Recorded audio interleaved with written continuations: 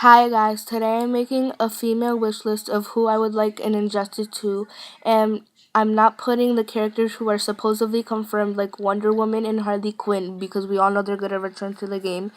Javier did a video like this, but he did it with males instead of females, so I'll leave a link in the description.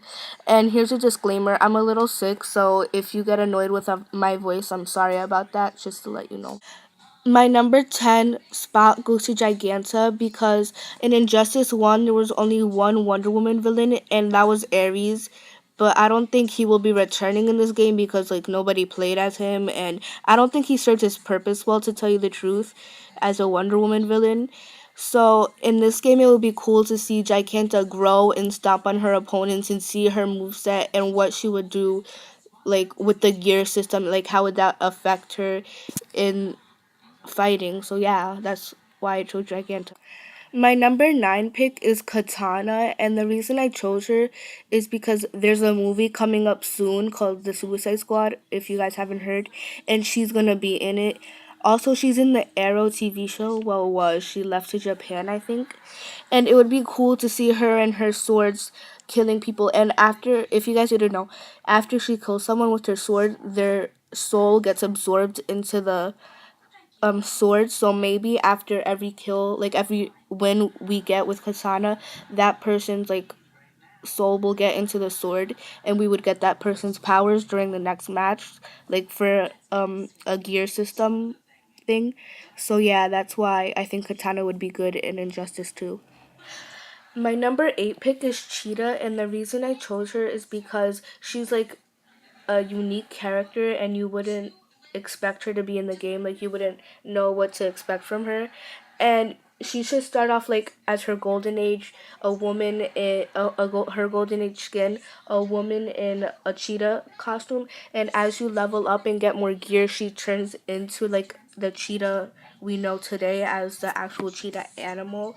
So yeah, I think it would be like very unique for her to be in the game, and it would be surprising.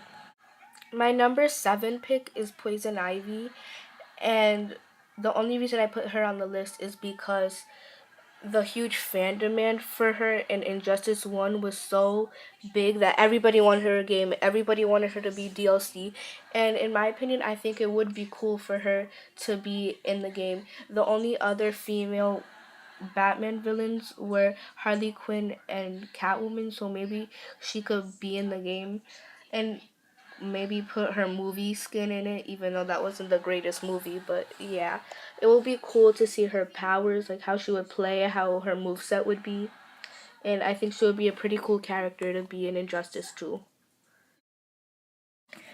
My number 6 character is Vixen, and the reason I would choose Vixen is because she has a TV show, well, a mini series, I guess you could call it, on the CW seed, and it's very good.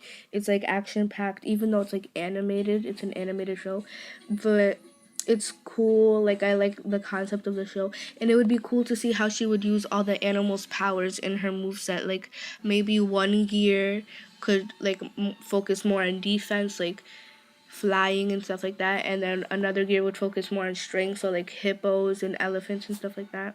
So yeah, I think it would be cool to see how her powers would play out in this game. My number 5 spot goes to Tara, and I think she will be very unique in the game. She will be an earth elementalist like Tremor and MKX, and I guess you could say they would have like the same moves, but everybody loves or hates Tara. They love her for being who she is, and they hate her for betraying the Teen Titans. And it would be pretty cool to see her in the game with all her rocks and stuff. And in the TV show, like, I grew up with the Teen Titans TV show. They make her like get a piece of rock, so they like levitate on the rock, and she would be able to fly. And I think that would be cool in the game. Like, if she doesn't want to punch the opponent, she could just do that. And her moveset would be very unique. So yeah, I think that would be a good character to add to the game. My number 4 spot goes to Star Sapphire because they are putting Atrocitus in the game, so why can't they put their opposite, the Star Sapphires, like the Rings of Love, Star Sapphire in it? because they're gonna put Green Lantern in the game. Because why not? They already have Atrocitus in the game. They're probably gonna put Sinestro in the game. So put Sapphire. Her um moveset would be totally unique because it's love centric, meaning it's love based. It's gonna be pink. It's gonna be different. Even though she could fly and have, I don't know if she could have energy constructs, but I think she could manipulate people's emotions into loving her. So in a fight, if she doesn't want to like get beaten, she could just change their emotions and they would love her. So she could just win automatically. So yeah, it would be cool to see how she would play in the game.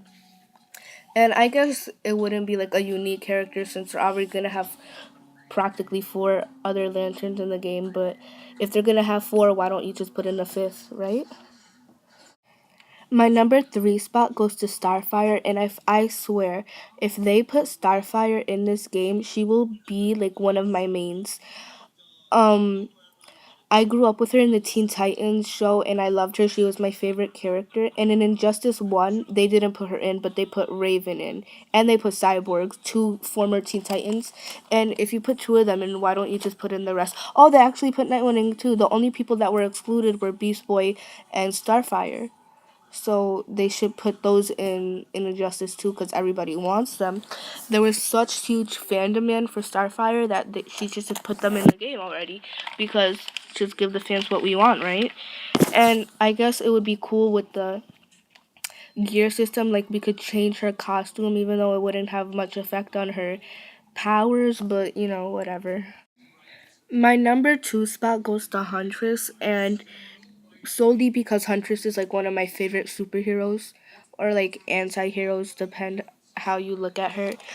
She's like such a badass in the comics. She has a staff, she has a crossbow, and maybe because of the gears, we could choose which one we want. We could choose if we want a crossbow, or we could choose if we want a staff thingy, whatever she calls it. And she has a grappling hook too. She's also a part of the Bat family, and it would be like cool to see in the story mode how Batman and her would have their relationship, because they're not known to get along in the comics or the TV shows. So yeah. My number 1 pick is Black Canary, and Black Canary is my favorite DC superhero.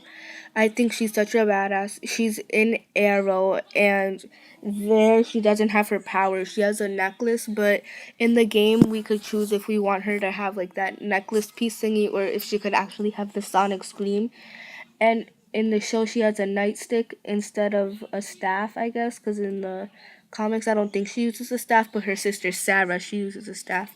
And I guess for the gear thingy, one gear could be White Canary and the other gear could be Black Canary, because why not? And then I heard that Laurel in real life, whoever the actress is that plays Laurel, is over at WB doing facial recognition, so there's possibly a chance that she's gonna be in the game. So I can't wait. If she's in the game, she's gonna be my main character. Like, I'm gonna go beast mode with her. So I hope you guys enjoyed this video, and like and subscribe. Bye.